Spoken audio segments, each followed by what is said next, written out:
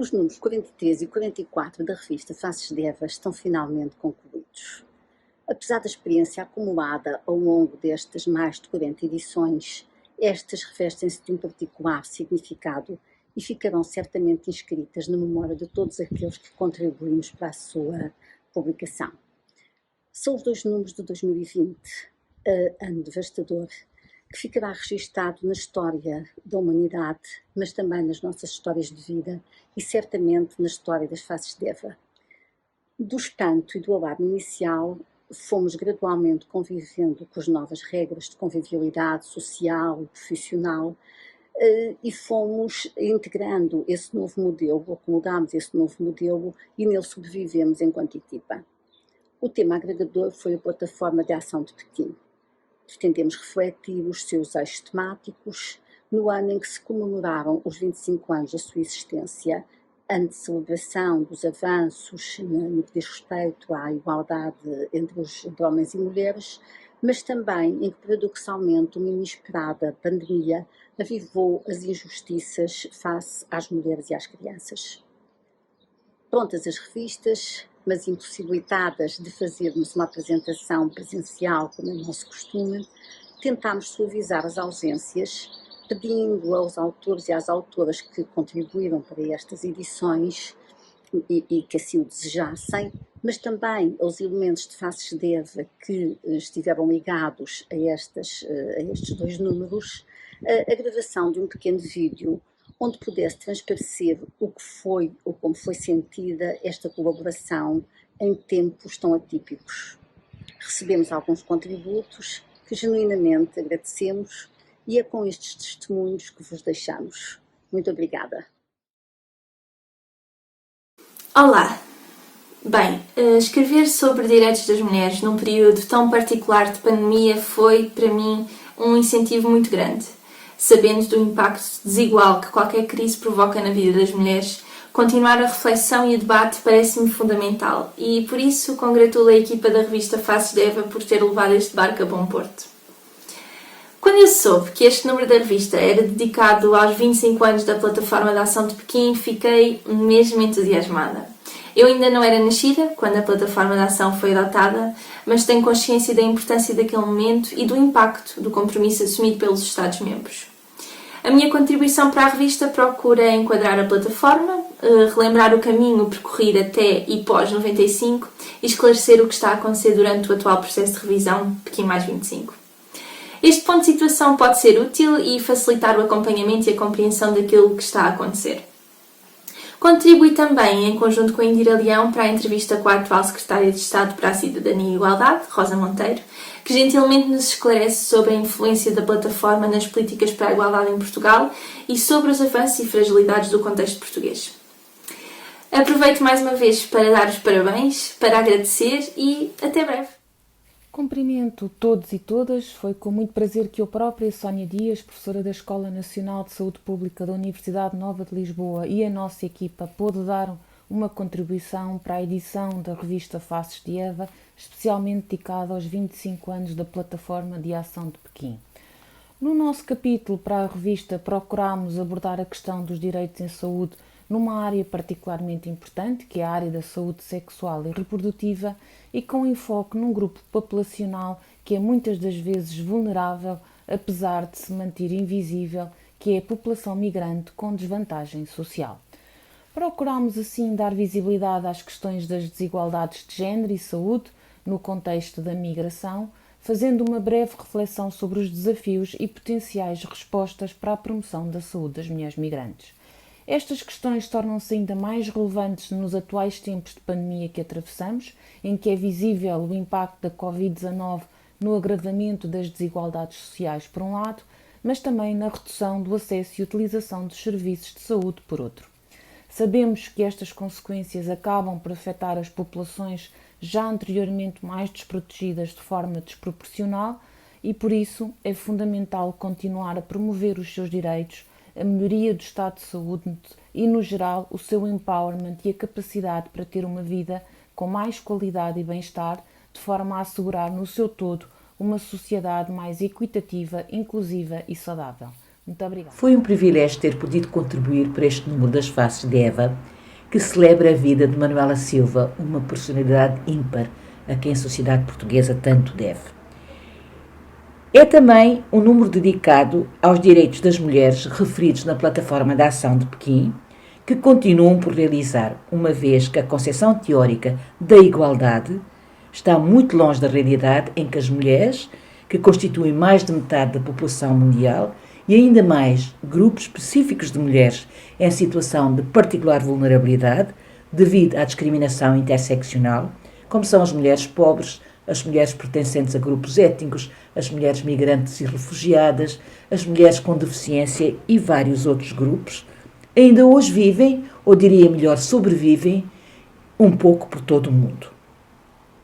Foi também uma janela de oportunidade para refletir nas questões específicas com que se defrontam as mulheres nestes tempos conturbados da pandemia e da pós-pandemia, em que as desigualdades a todos os níveis crescem e tornam-se mais fraturantes, tornando urgente um leque diversificado de medidas no contexto das políticas públicas e a monitorização das mesmas por parte do Estado e pelas organizações da sociedade civil.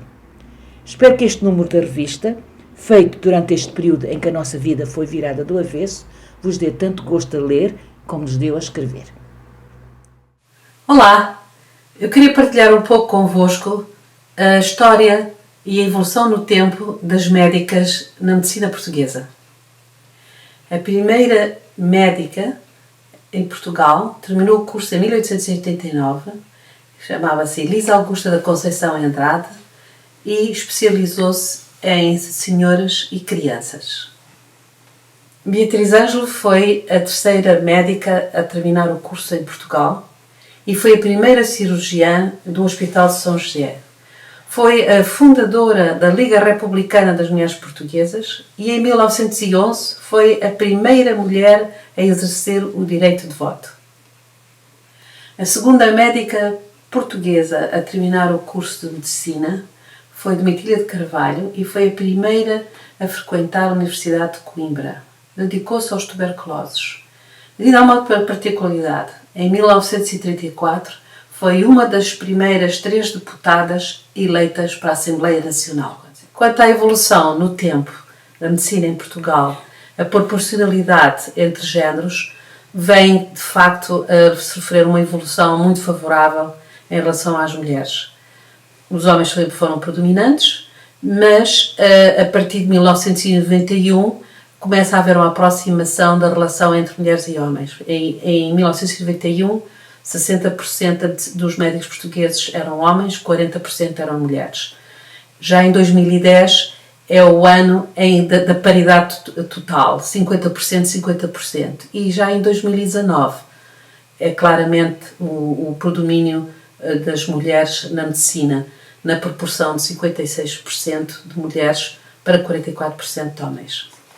Tenho outras notícias boas para partilhar convosco. Se em 1991 havia 316 habitantes para cada médico, já em 2010 havia 255 habitantes por cada médico e ainda se reduziu muito mais para os valores em 2019 de 185 habitantes por médico, o que é um excelente número, uma excelente relação.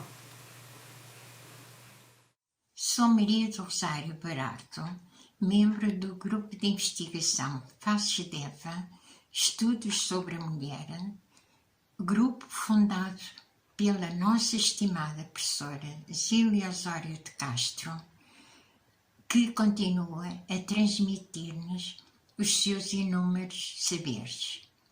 Tive a oportunidade e o privilégio de colaborar como coordenadora na 43ª edição da revista Faces de Eva, publicada no final do primeiro semestre de 2020, data em que se assinalaram os 25 anos da Plataforma de Ação de Pequim. Na capa desta 43ª edição da revista Faces de Eva, foi homenageada Manuela Silva, uma figura ímpar cuja ação e obra nos foram transmitidas em 2 excelentes textos da autoria dos professores Carlos Farinha Rodrigues e Margarida Chagas Lopes.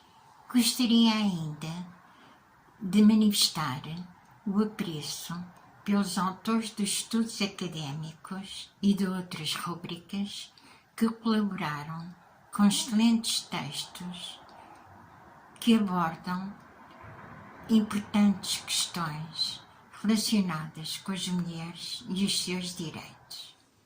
O professor Carlos Farinha Rodrigues, no seu texto de homenagem, que intitulou O legado de Manuel da Silva, um desafio para o futuro, salienta, e passo a citar: esta será uma breve homenagem que deverá ser entendida como uma forma de preservar e aprofundar o seu legado de nunca desistir de lutar por uma sociedade mais justa, equitativa, solidária e sem pobreza ou exclusão social.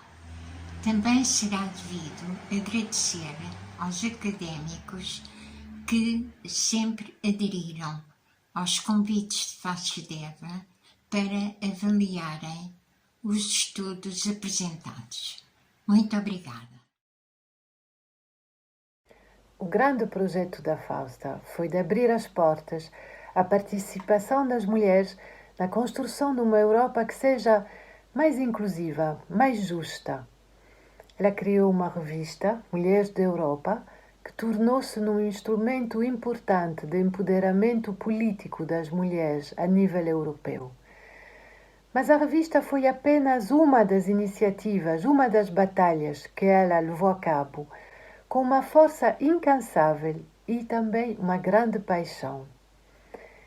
A sua energia criativa vibra ainda hoje e chegou até às páginas de Face da Eva, que acolheu a Fausta como uma amiga.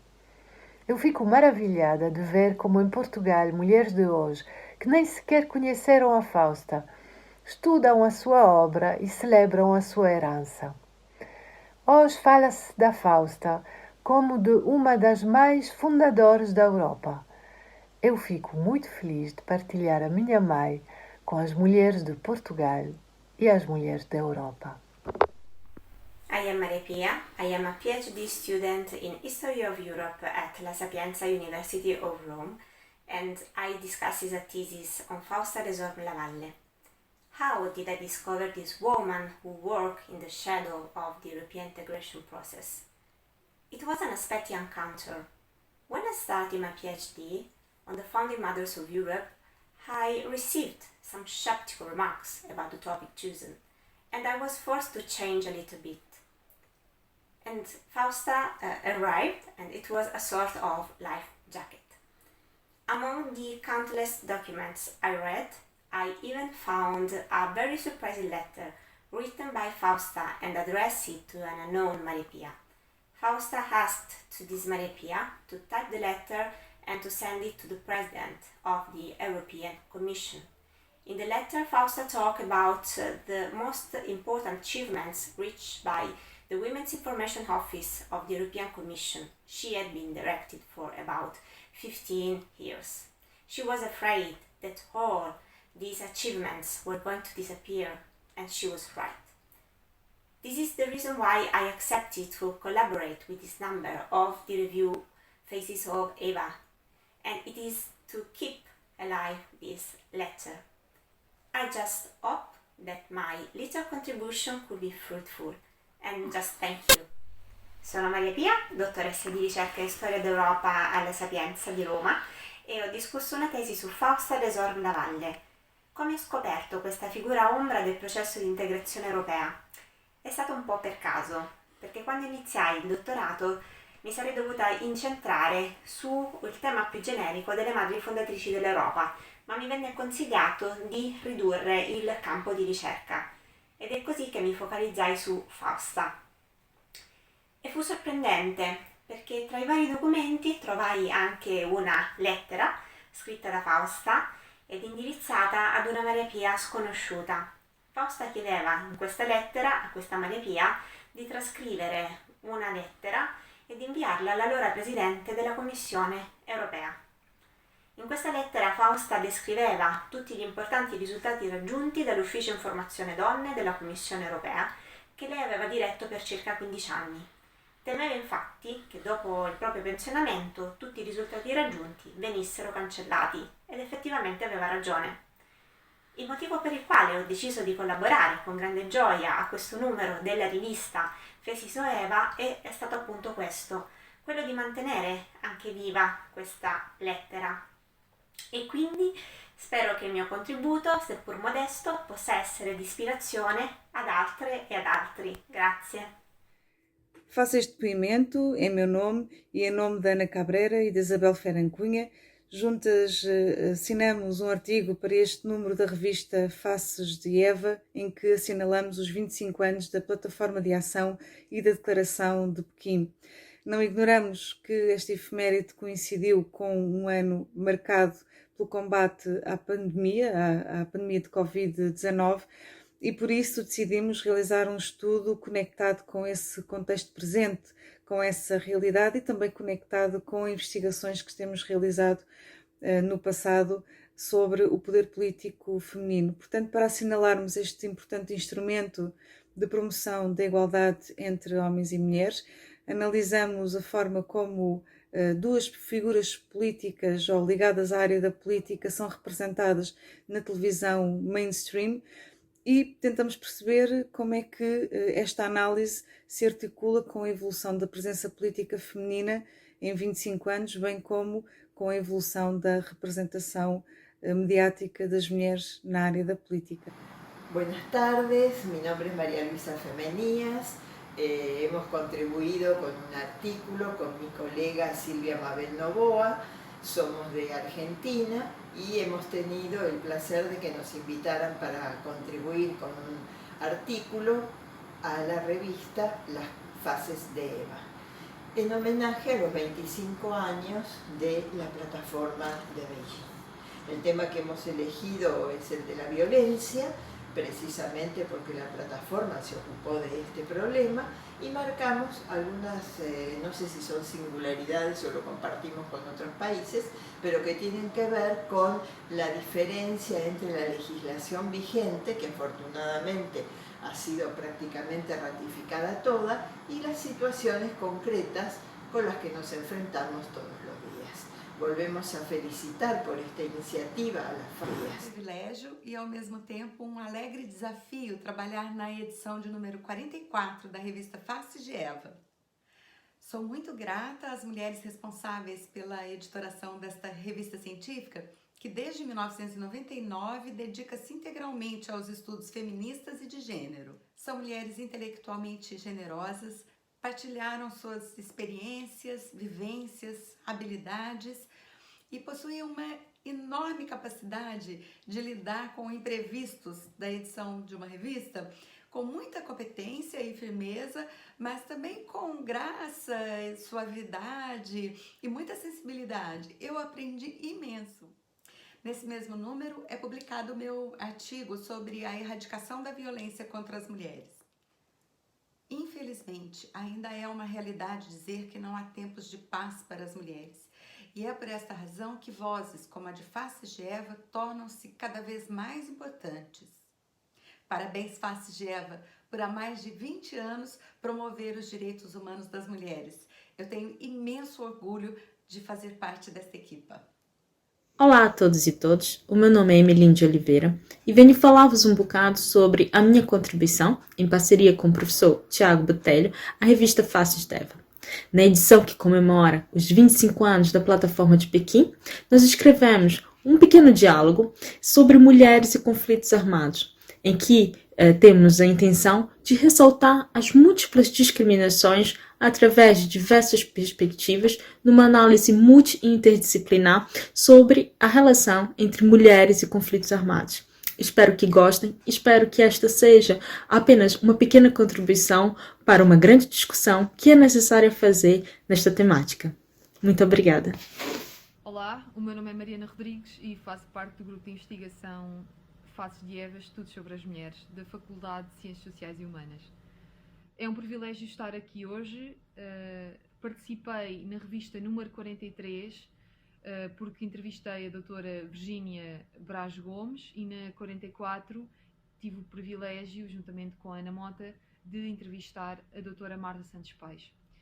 Foram duas mulheres, e são duas mulheres, indispensáveis na luta pelos direitos das mulheres e na conquista dos direitos das mulheres e das crianças, tanto a nível nacional como internacional. Esperemos que gostem da entrevista e foi um privilégio. Até breve. Maria do Céu Borrecho, editora da revista Faces de Eva.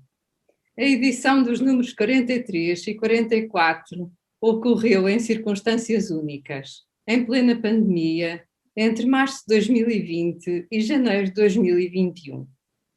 Tudo mudou. Têm sido momentos de desafio e também de perda. As reuniões de coordenação, de antes presenciais, realizavam-se agora por Zoom. Que falta sentíamos das vivas trocas de ideias à volta de uma mesa, sem os irritantes cortes de som, sem as perdas de sinal de internet, sem nos atropelarmos no discurso. Quais mulheres escritoras de outros tempos passámos a privilegiar as cartas, os e-mails, quer dizer. Por outro lado, parecia que o tempo corria sem que nos apercebêssemos do ritmo desse mesmo tempo.